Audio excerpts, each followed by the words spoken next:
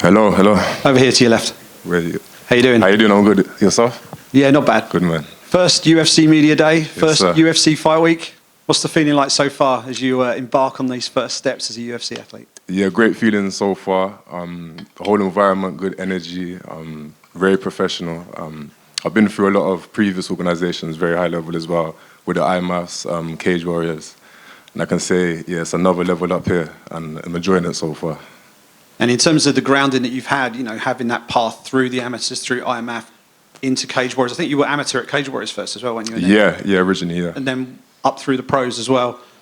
How valuable has that experience been, just gradually progressing and moving up, honing your skills, and now here you are on the UFC stage? Yeah, second to none. Of course, with starting off my amateurs with Cage Warriors, it was the highest level available in the UK at the time. And then I went on to the IMAS, which then took me onto the world stage again, the highest level at that time. Then we went to the professional ranks, Cage Warriors, and now the global here with UFC. So it's kind of followed the same trajectory with each position I've leveled up at. So yeah, I think things are working and heading in the right direction. Did you expect to get that UFC opportunity so quickly after picking up the middleweight belt for Cage Warriors? I was always thinking it was expected, as the champions do go on to then become a UFC athlete. But I wasn't expecting it kind of in that time frame, because I'm only 2 years into my professional career. But I think it's more my experience through amateur that has led me to be able to pick up so much experience and now, you know, produce the game that I have produced in my fights recently. But yeah, that's what I would say. That's what I say. The UK fans who've been following you, you know, working your way up through the Cage Warriors scene will be very familiar with your style of fighting, but there's going to be a big audience of MMA fans out there who haven't seen much of Christian Leroy Duncan in the cage. What can they expect to see when you walk out there on Saturday? What can they expect to see? Great question. I don't even know how to answer that. Sometimes I don't know myself what's going to happen in there. I say very, very free-flowing, very lucid, unexpected. You're going to see a lot of I say unorthodox fighting style. I just like to have fun in there, and then as we go on in the fight, things change, and yeah, just have fun in there.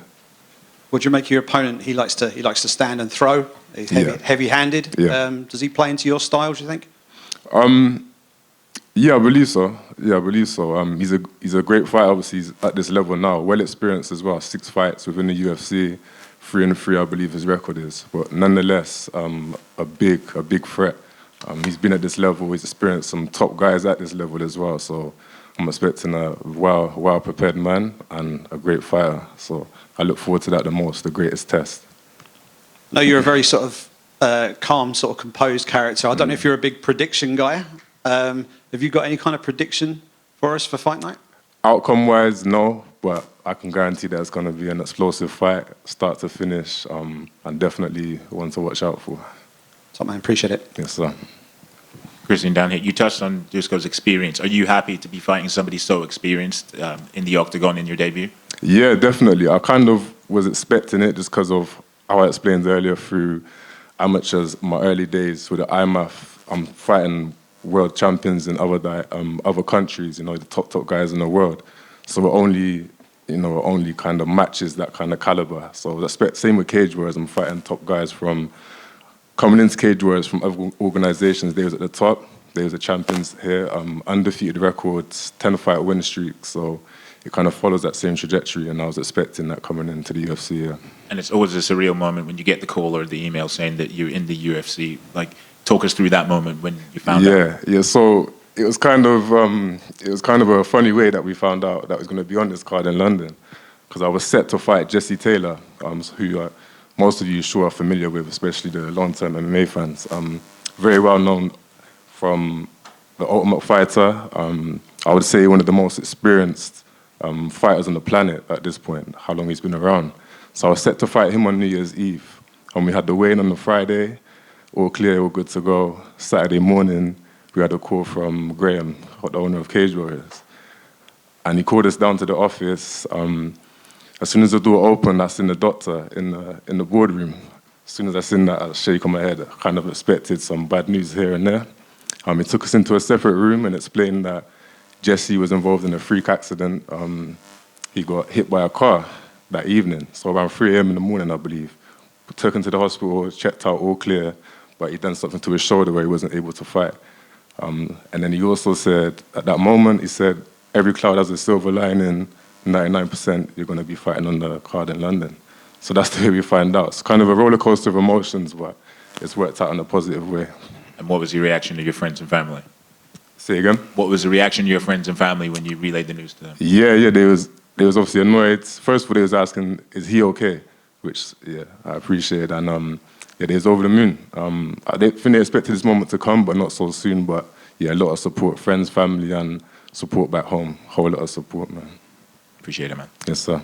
In front right here. Would you say preparing for Jesse Taylor was he more of a challenge preparing for than Dusko, given the fact, like, as you said, Jesse Taylor, he fought in The Ultimate Fighter like 10 years ago. Way back, yeah. It's more of his experience and his game. He's had so long to refine his style of game. It hasn't really changed over the years. He's been doing the same thing over and over and over and over. So he's very strong at that one thing. So I think in that sense, Dusko is more all-rounded, so you're not just training for one area.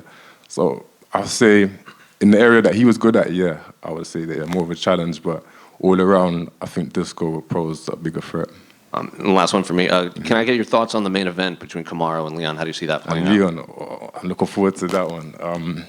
Yeah, after the way the last one finished, yeah, I was watching that. I was watching that one live actually. I was out on my seat when he got the head kick finish. Obviously supporting my guy from the UK. I like Usman as a fighter. I'm a great fighter. Seems like a great guy too. But I'm obviously rooting for the home guy in that one. Christian, right, sorry. You seem like a very laid-back guy, but when fighters make their debut in the UFC, a lot of them say that it feels different and that you can feel the pressure. Are you doing anything in preparation for that to make this feel like just a regular fight, like psychologically speaking? I would say it feels like home, just because of the mindset that we've had from the beginning, that we would get to this stage, and this is like the true beginning for us. So it kind of feels like now I'm home. Everything is fresh and new, so I'm taking it in my stride. But it's an experience that gives me not so much nerves, but excitement, I would say. More excitement. Thank you, mate. Best of luck Saturday. Yes, appreciate it, sir. Just over here. You spent some time at Tiger Muay Thai training for this fight. What was that preparation like there? Yeah, great out there. Number one, great food, great weather, and great training. I was out there for 5 weeks at the start of my camp, and I spent the last 4 weeks here home refining. But there was a lot of top-level guys out there. So I did go out there last year, and I kind of was just getting my feet. I didn't really know anybody out there, didn't know the coaches. So when I come back this time, I was a lot more familiar, so I fit into the routine a lot more. It's more specific for this fight coming up. There was 5 other guys on this card. It's Makayev, Lerone Murphy, you had Rafael is there too, and also Roman Dolitze, and then myself, of course. But yeah, great experience out there. The mats were at very high level, and I would say, yeah, we'll definitely play a big part in this fight. And I saw you did some work with Phil Hawes as well. Did he give you any advice going into this weekend? Yeah, actually, I did ask him. He just said, do your thing, kind of like be yourself. But Phil Hawes is one of the strongest guys that I've ever trained with. Great wrestler, and unexpectedly good on the feet as well. But I did a lot of work with him actually. We've done like small group training sessions. He showed me a lot of different tips. And yeah, he's a great fighter too. Hey, Christian. You mentioned you started your MMA career following the end of your basketball career. So how has your experience in basketball helped you in transitioning to MMA, if at all? Yeah, I would say some key things would be the physicality, so the athleticism, footwork, and then but also the tactical side of the game, because the level I was playing at the time was the highest in the country. So the sessions are very detailed and very high strategy. So I would say I could apply that kind of thinking to MMA, but then with also the creativity that I used to play with, I could add that too. And I think all those together made a dangerous combination and obviously brought me to this level here. You also mentioned figures like LeBron James and Kobe Bryant, who were actually influential to you. Yeah. And how have they influenced your mindset and attitude towards learning MMA? I would say when I was younger and I first started playing basketball around 14, it was more their style. So the flash of Kobe and the dominance of LeBron. I like the creativity again, the way the Kobe with the fadeaway shots, the footwork, and LeBron with just the overall dominance, you know, going into the paint, finishing on top of guys. But now I've kind of evolved and matured. It's more the mindset of the guys now as well. So Kobe's attention to training and the details, and then LeBron's mindset towards like recovery and how important your body is. So it's kind of, as I've grown, I've kind of looked at other aspects of sports in general, and yeah, I say again, it's going to create something dangerous. Are there any MMA fighters you are looking up to?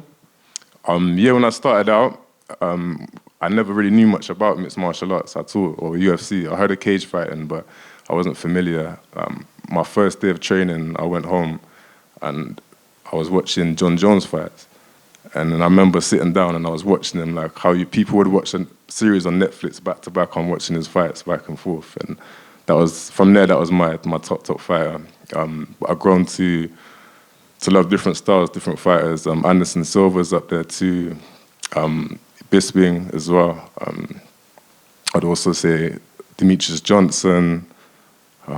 This is just to name a few off the top of my head. But I like to take styles, especially Khabib now as well, because he brought a whole new style to the game and changed the game, I would say, in a way, because now the wrestlers are coming through and it's showing that how the sport is now evolving. You have to have other aspects of your game to catch up. So, yeah, I enjoy these are the fighters I have off the top of my head.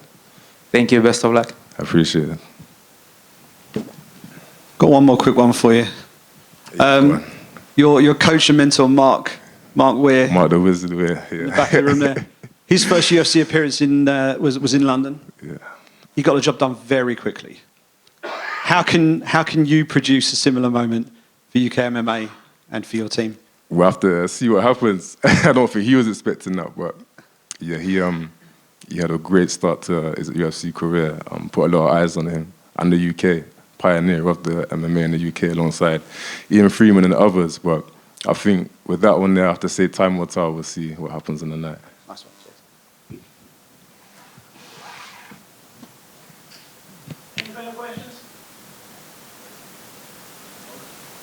Thank you.